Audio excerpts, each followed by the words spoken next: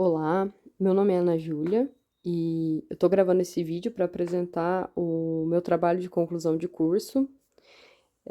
A minha orientadora é a professora doutora Roberta Assis Maia, o meu tutor é o Cláudio Locatelli e o título do meu trabalho é Estratégias para o uso do jogo Dixit nas aulas de língua portuguesa. Bom, o jogo Dixit é um jogo de tabuleiro cujo o objetivo é representar cartas a partir da leitura de imagens. Inicialmente, cada jogador possui 6 cartas e em cada rodada, um dos jogadores é o narrador, responsável por fazer a representação de uma das suas cartas. Então, o narrador ele vai escolher uma carta e vai falar o que vier à mente dele para representar aquela carta, da maneira que ele quiser. E para esse jogador pontuar, ele precisa atingir um equilíbrio nessa representação feita por ele.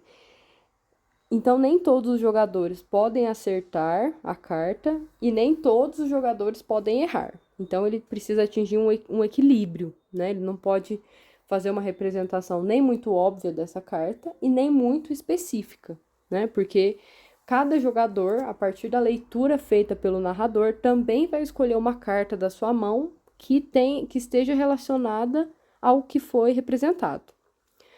Bom, por que eu escolhi esse jogo? Então, o jogo de tabuleiro Dixit é uma ótima ferramenta para trabalhar com texto, com criação e recepção de texto, né?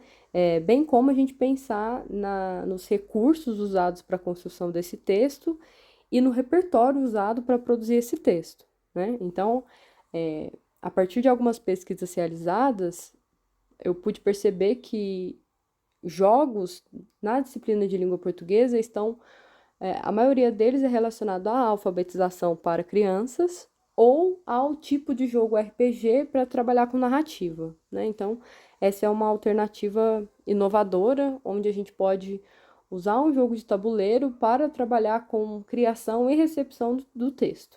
Então, o meu objetivo nesse trabalho é buscar estratégias inovadoras para o uso do jogo de tabuleiro Dixit nas aulas de língua portuguesa, a fim de ilustrar a importância do repertório sociocultural e da textualidade na construção do texto. Então, aqui, na revisão da literatura, eu apresento alguns trabalhos feitos sobre esse jogo. Então, a gente tem o trabalho da Daniele Fracaro da Cruz, que escreveu uma dissertação intitulada Relação Recíproca, Imagem e Palavra nas Cartas do jogo Dixit. Então, nesse trabalho, ela mostra de que maneira imagem e palavra pode revelar uma possibilidade de leitura. Depois eu cito um artigo Alunos Surdos e as Imagens no Jogo Dixit, a leitura das camadas de sentido das autoras Lúcia Reilly, Marion Chaton e Andréa da Silva Rosa.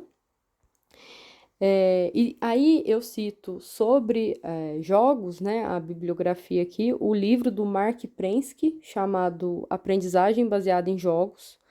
E aí eu uso aqui a definição dele sobre jogos de entretenimento e a definição de jogos educativos, né? E aí sobre isso também eu uso um artigo do Leandro Demenciano da Costa, onde ele estuda como criar um jogo educativo de maneira eficaz, né? Então, segundo ele, ao invés de pegar a estrutura de um jogo de entretenimento para ensinar um objeto de conhecimento, deve-se pensar em pegar a estrutura do objeto de conhecimento para criar um jogo de entretenimento, né? Então, isso é uma estratégia inovadora relacionada ao uso de jogos na educação. Bom, e aí eu cito aqui uma fala do Bakhtin no artigo Dialogismo e Alteridade ou Teoria da Enunciação em Bakhtin, da professora Vera Lúcia Pires, onde ela fala que para o filólogo Bakhtin, a linguagem devia ser considerada em seu momento de uso, ou seja, no seu momento de interação social. Então, para ele, enunciação é produto de dois indivíduos socialmente organizados. Em relação a texto, eu uso o livro Análise de Texto, Fundamentos e Práticas, da Irandé Antunes, né? E aí ela fala sobre alguns recursos de textualidade, né? Sobre a definição de texto. E aqui as referências bibliográficas que eu utilizei para escrever o projeto. Muito obrigada.